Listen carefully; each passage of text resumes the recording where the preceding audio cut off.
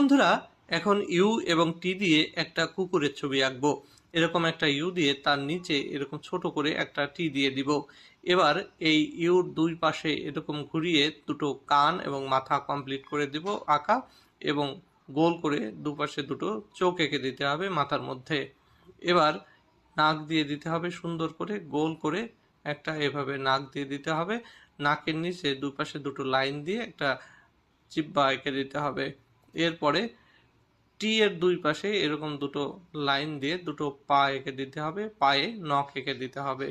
এবার কানের পেছন থেকে পেছন দিকে এরকম লাইন টেনে সেখানে পেছনের পা এরকমভাবে এঁকে দিয়ে নখ এঁকে দিতে হবে।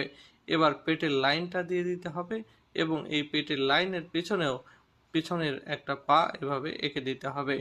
এবার কুকুরের পেছনে এঁকে দিতে হবে তার সুন্দর লেজ, এবং নিচে কয়েকটা লাইন দিয়ে দিতে হবে।